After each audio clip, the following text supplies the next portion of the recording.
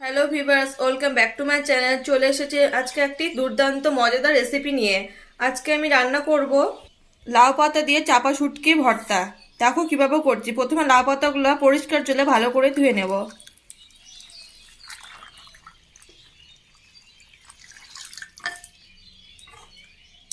ধুয়ে কেটে নেব।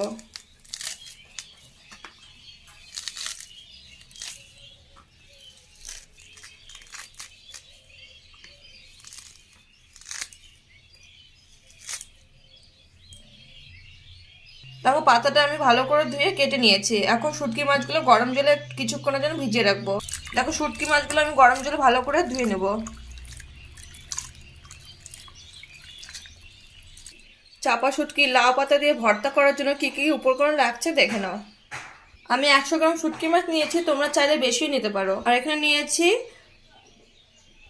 কয়েকটা রসুন, নিয়েছি আছে কয়েকটা চেরা কাঁচা লঙ্কা, তার সাথে আছে নুন, হলুদ গুঁড়ো আর কয়েকটা শুকনো লঙ্কা, আর এখানে লাউ পাতা। কড়াই গরম হয়ে গেছে, আমি এখন সরষের তেল দিয়ে দেবো।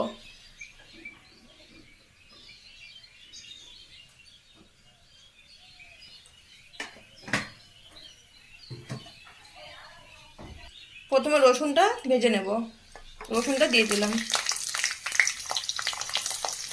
রসুনটা লাল করে ভাজা হয়ে গেলে তুলে নেব। রসুনটা লাল করে ভাজা হয়ে গেছে, এখন তুলে নেব।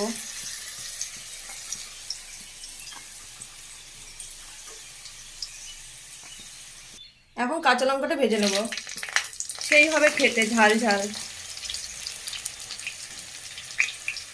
শুটকি মাছের বাটা ঝাল ঝালই খেতে ভালো লাগে। ভাজা হয়ে গেছে, এখন তুলে নিচ্ছি।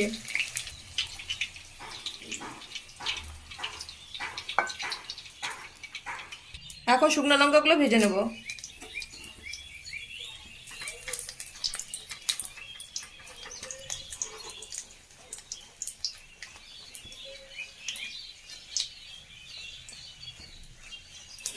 ভাজা হয়ে গেছে, এখন তুলে নেব।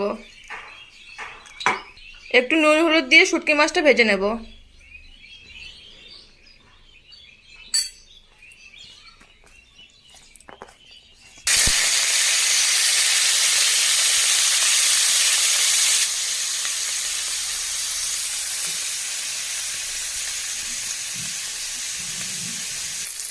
দেখো শুটকি মাছটা লাল করে ভাজা হয়ে গেছে, এখন তুলে নেব।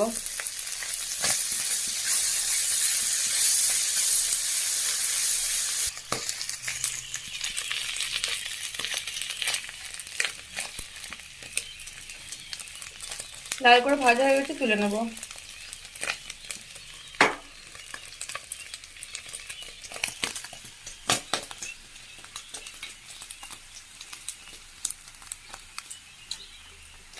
ওই তেলে এখন আমি লাউ পাতাটা দিয়ে দিলাম।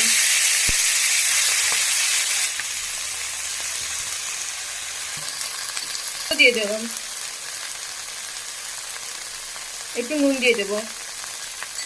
তখন লাউ পাতাটা হয়ে গেছে, এখন নামিয়ে নেব।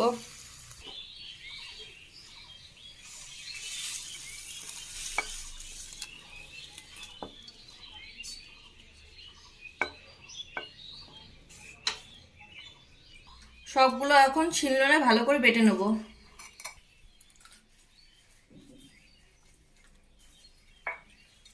সেই টেস্টি হবে খেতে।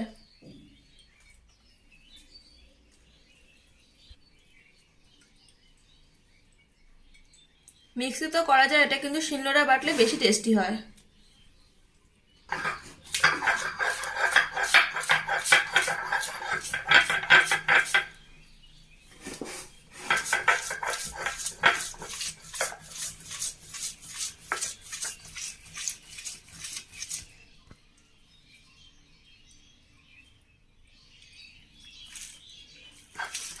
আজকে তাহলে ভাত একটু বেশি খাওয়া যাবে।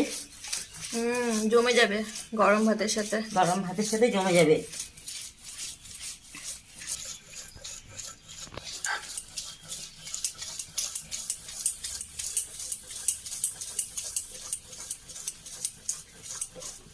আমি আজকে লাউ পাতাতে করেছি, তোমরা চাইলে মিষ্টি কুমড়া পাতা, চাল কুমড়া পাতা দিয়েও করতে পারো।